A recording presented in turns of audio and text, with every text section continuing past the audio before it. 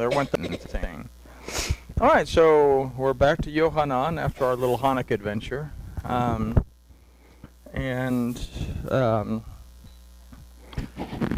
of changes direction now, and the paradigm changes a little bit in what we're going to look at.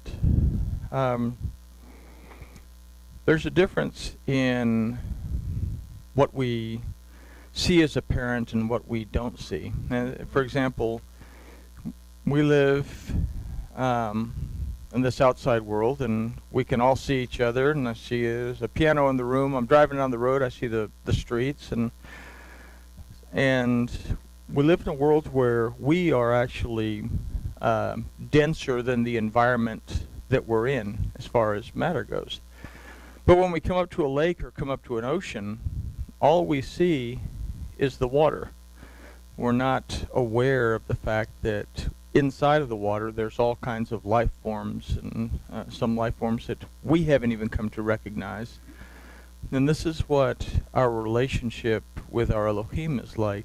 It's that we can see our own world, and although we're aware of the presence of something because we see it in the Word, we're not completely aware of the life that is contained within Elohim that's available to us. So some of the things that are going to be addressed. Let's talk to our Elohim, and then we'll take a look at the beginning of something that's going to take us hopefully into a better understanding of what our relationship is. Father, we thank you for this opportunity to study your word. We ask that you'll open our eyes, open our ears, and open our hearts so that we'll become more conscious and aware of you, who we are, and where we are within you. And we thank you for everything. In the name of Yahusha. Amen. So, we're going to take a look at Yochanan 8:28 through 32. It's not as bad as it looks. The 6 pages will go pretty quick.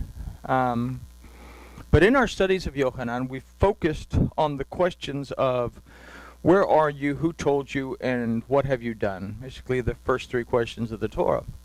In this study, it's going to kind of turn our attention to the question, or the questions actually, or the question that Moses asked Yahuwah Elohim when Yahuwah directed him to go and begin working towards setting the children of Israel free.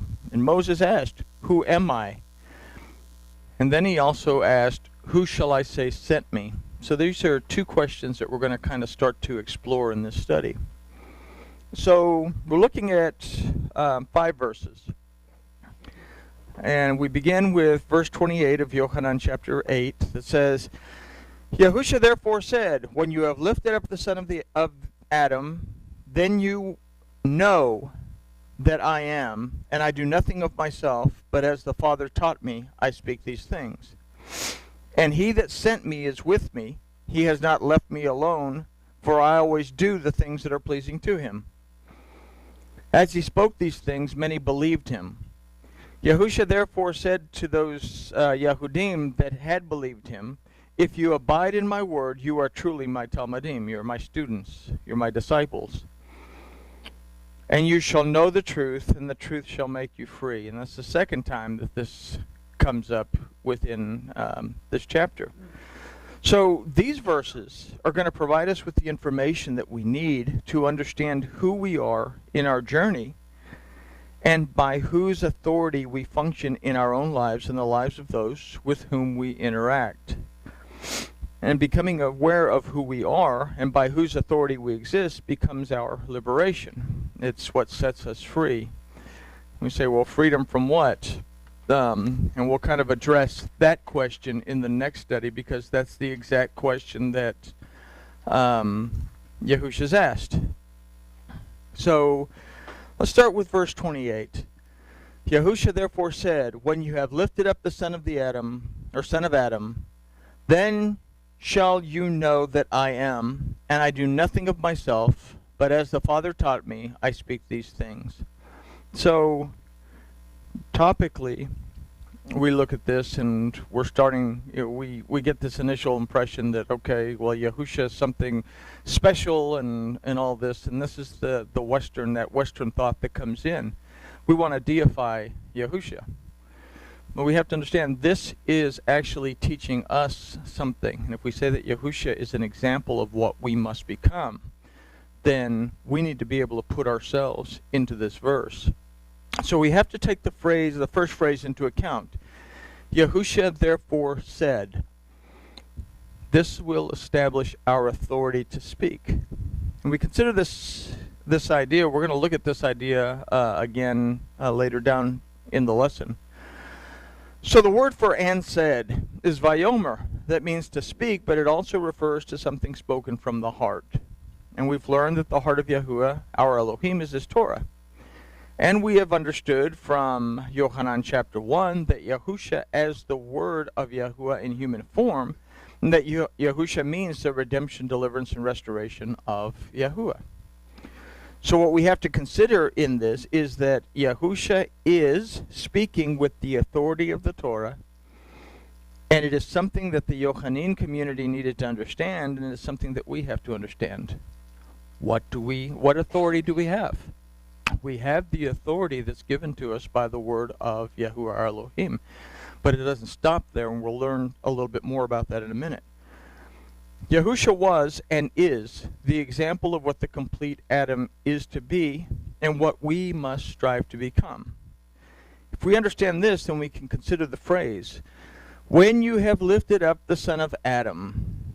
Okay, so we look at that verse as he's talking about his upcoming crucifixion, and we could also look at this as the upcoming resurrection. But let's take a look at it from a deeper perspective. Where were we? Okay, Yahusha was, okay. If we understand this, we can consider the phrase, when you have lifted up the son of Adam, that is founded on, and builds on the first phrase. This is founded on and builds on the first phrase. We have the authority by the Torah. Now this is going to show us something else.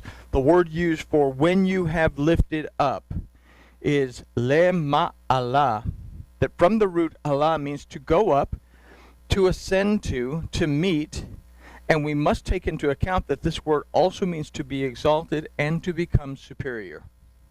Okay? Now the prefix of lamed illustrates moving towards something or something moving towards us. As a letter and as a word, it represents and means instruction and guidance.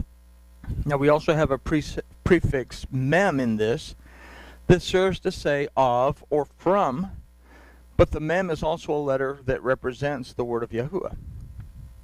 Now the words that are used to say the son of Adam are et ben ha'adam.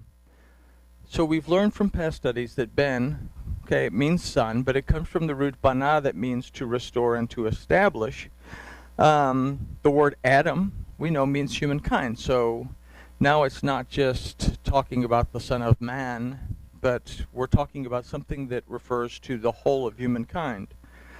The prefix he serves as the, but represents both behold as well as the spirit of Yahuwah that brings forth manifestation.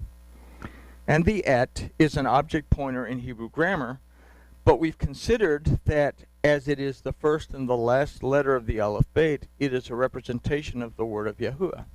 Et is an interesting little device because sometimes it's there when it shouldn't be, and sometimes it's not there when it should be. So if we look at these definitions and representations, we can formulate an idea that tells us in order for the Adam, humankind, to become restored and established, it must move towards the word of Yahuwah in order to ascend to his presence.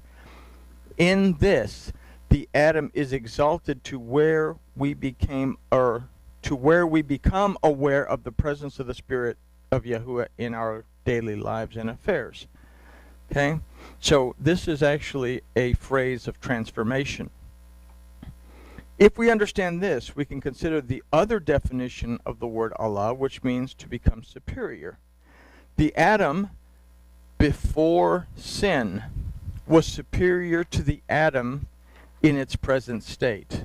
Well, that's kind of a given. The Adam that existed prior to the transgression was superior to what we are today. Okay? But if we seek to become aware of the Spirit of Yahuwah in our lives, and we are always seeking to move towards Him by being in agreement with His Word, we are restored to the pre-sin state of the Adam. Now, what we'll see in the verses in the next study is that we get in our own way, and because we get in our own way, we never really truly stay in this restored state of being. This is the goal that we seek to accomplish. The next phrase, then shall you know that I am. This phrase brings everything to life. To get a better understanding of this, we have to consider the meeting of Moses with Yahuwah at Shemot 3:13 through 14. And just as a side note, after Elohim has told Moses that he's the one to go in, verse 11 is where Moses says to Elohim, who am I that I should go to Pharaoh? So, who am I? Okay. What perspective or what perception of myself do I have? Where am I in discovering who I am? Okay, but Shemot 3:13 through 14 says, and Moses said to Elohim, behold, when I come to the children of Israel, what shall I say to them? The Elohim of your fathers has sent me to you, and they shall say to me, what is his name? What shall I say to them?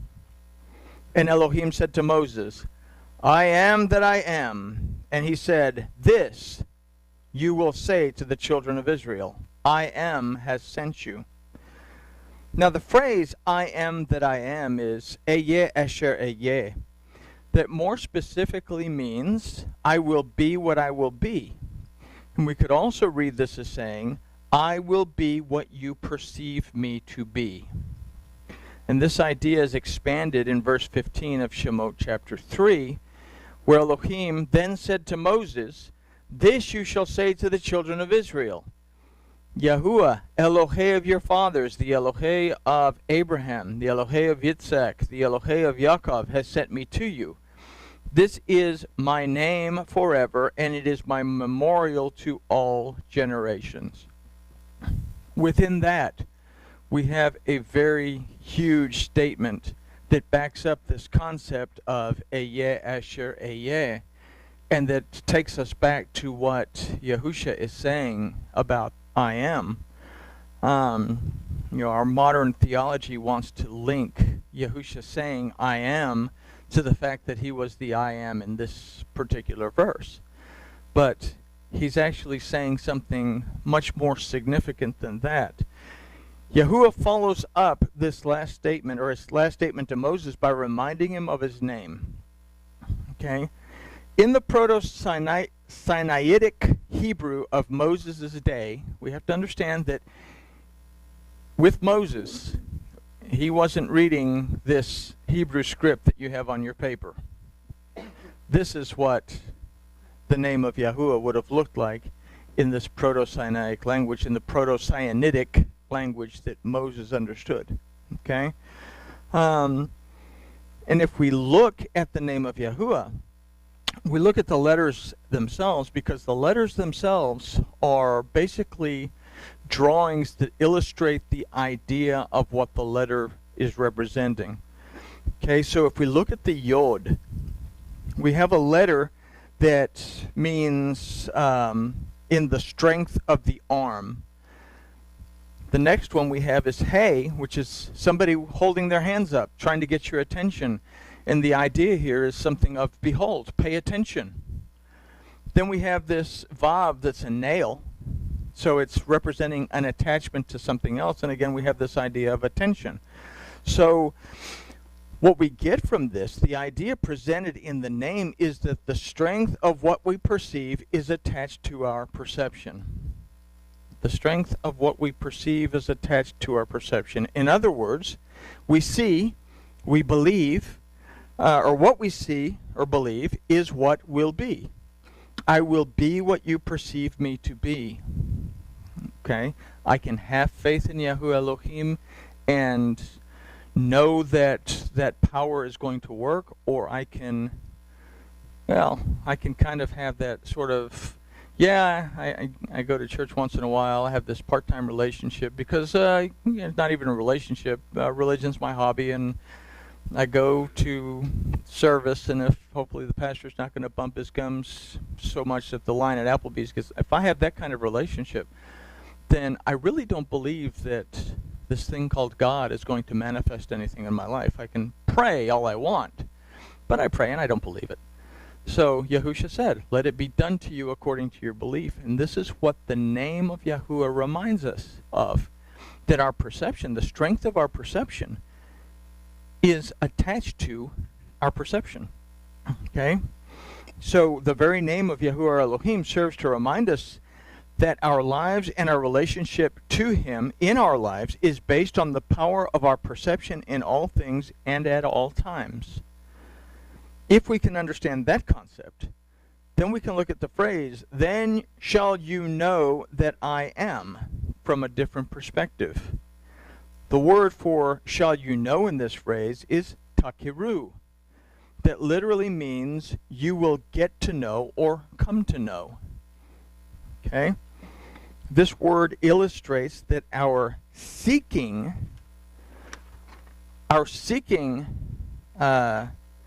this type of relationship with our Elohim is a work in progress.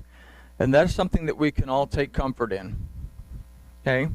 We say we're striving to become the complete Adam, and our relationship with our Elohim is always a work in progress. We're seeking to get to know Him. And we have an entire lifetime to do that. Okay? So the root of this word is da'at, that aside from to know means to perceive, to discern, to understand, and to acknowledge. So we can consider that when we come to perceive, discern, understand, and acknowledge what we see and hear, and from that we draw our strength, we receive what we believe. We receive what we believe. In order for us to be truly restored and established in Yahuwah our Elohim, we must base our perception on knowing that He is present in every aspect of our lives. We look at the sea. We look at the lake. We have to be able to believe beyond simply what we see on the surface. We have to believe beyond simply seeing the waves and know without a doubt that there is life inside of the water. Okay? Especially helps when you're going fishing. All right. So this takes us back to remembering His name, and that the very name of Yahuwah our Elohim serves to remind us of this in our lives, and our relationship to Him in our lives is based on the power of our perception in all things and at all times. So if we're able to do this, then we are led by the Spirit. And as such, we do nothing of ourselves. We act in a way that the Father has taught us, and it is His word on which we stand. Okay? If we understand that part, if we understand what we've considered in verse 28, then we can consider ourselves in verse 29. And it says, and He that sent me is with me. He has not left me alone, for I always do the things that are pleasing to Him. So if I understand that Yahuwah Elohim exists, I understand that I am within Him, then I understand that I'm never actually alone. So if we allow ourselves to be restored by the word of Yahuwah, our Elohim, to where we are established in Him, we can exist in His presence, and we are aware of His presence. He that sent me is with me. We become confident that He hears us and responds to us according to the strength of our belief. He has not left me alone. And He responds because our desire comes to be in agreement with His word. For I always do the things that are pleasing to Him. Okay? So we begin to mold ourselves in the mold that was established by the complete Adam. If we understand that, we can include ourselves also in verse 30. As He spoke these things, many believed Him. If we believe and receive the word of Yahuwah, then we move towards our Elohim through it. Then we become et ben ha'adam. We become restored by and through the Word and established in our Elohim. And then we move towards verse 31, which is a very important verse. But we have to understand the ancient culture behind what he's saying in this verse. Yahusha therefore said to those Yahudim that believed him, if you abide in my word, you are truly my Talmudim. You are truly my students. You are truly my taught ones that understand and apply. It goes more than simply being a student or a disciple. Talmudim is someone who not only is taught, but someone who grasps it and applies the teaching to their lives. So we become students of the Master and students of the Word of Yahuwah. The Talmud, the student of the Master would become the emissary of the Master, and as such would carry the authority of the Master. Okay? So we go from being Talmid, a student, to becoming Shlechim, which is an emissary. In ancient times, a student, a Talmid, would mikvah in the name of his teacher, his master, as a symbol of loyalty and obedience to his master or teacher. Okay? They would mikvah in the name of the teacher, basically saying, I belong to this teacher. When we mikvah in the name of Yahusha HaMashiach, we're pledging our loyalty to our master and teacher, which if we understand who Yahusha is, that he is the word of Yahuwah, we pledge our loyalty to Yahuwah, our Elohim, by and through his word. We abide by the word of Yahusha, that is the word of Yahuwah. This isn't all. We also pledge our loyalty to Mashiach, which is another term that was given to the Kohanim. If you read in Vayikra, if you read in Leviticus, you're going to find that they were always going to the anointed Kohanim to have this done or to have that done. The Kohanim, the priests, were anointed to carry out their mission. So when we see Mashiach, it doesn't just talk about a king. It's also talking about the Kohen. And the Kohen Hagadol was Aaron. He was anointed directly by Moses. Okay? So we also pledge our loyalty to Mashiach, which is another term that's given to the Kohanim. We pledge our loyalty to the guidance of the Kohen Hagadol, who is Yahusha, our master and our teacher. The Kohen Hagadol in the order of Melchizedek, according to Paul. Okay? In doing this, we commit ourselves to coming to the knowledge of Yahuwah, our Elohim, and in doing this, we are able to perceive his presence in our lives.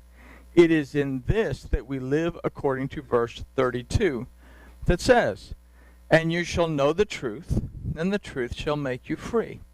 This is becoming free from our carnal instincts and seeking to move more towards a connection to the spirit of our Elohim. And when we are connected to that, it brings us a freedom that we can, well, I think it's the peace that is beyond all understanding, I think is the way it was put.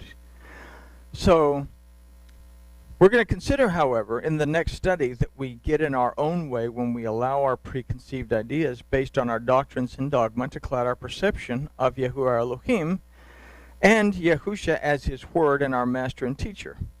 The first thing they say in verse 33, the first thing they're going to say is, oh, what do we have to be free from? We're all sons of Abraham. We're free. And even though they were being oppressed by Rome. Okay? So let's kind of absorb what we've taken a look at in this study. Yahusha is speaking with the authority of the Torah. And it's something that the Yochanan community needed to understand. It's something that we have to understand in order for the Adam, humankind, to be restored and established. It must move towards the word of Yahuwah in order to ascend to his presence. In this, the Adam is exalted to where we become aware of the presence of the Spirit of Yahuwah in our daily lives and affairs. If we seek to become aware of the Spirit of Yahuwah in our lives, then we are always seeking to move towards him by being in agreement with his word. We are restored to a pre-sin state of the Adam. we can consider that we come to perceive, discern, understand, and acknowledge what we see and hear, and from that we draw our strength. We receive what we believe. In order for us to be truly restored and established in Yahuwah our Elohim, we must base our perception on knowing that He is present in every aspect of our lives, that the very name of Yahuwah our Elohim serves to remind us that our lives and our relationship to Him in our lives is based on the power of our perception in all things at all, times. If we allow ourselves to be restored by the word of Yahuwah our Elohim to where we are established in Him, we exist in His presence and can be aware of His presence.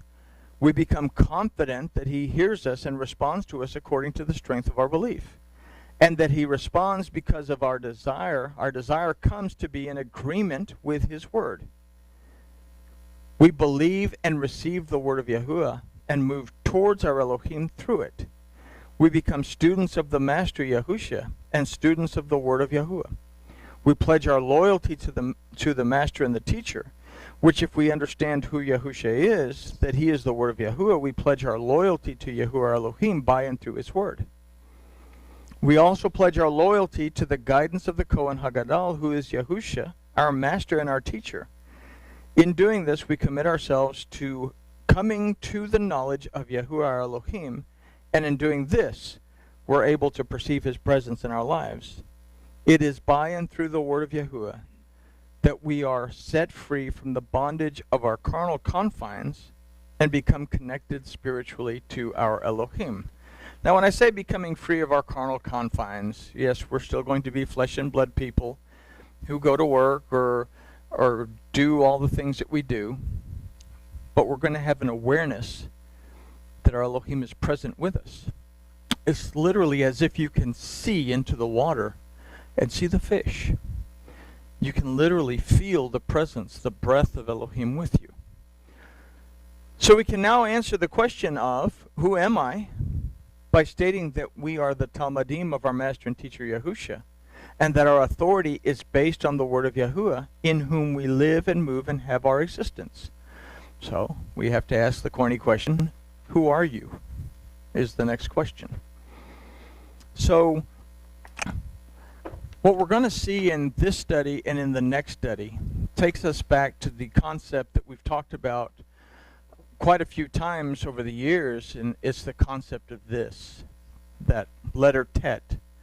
Are we willing to submit ourselves to Elohim by and through His word?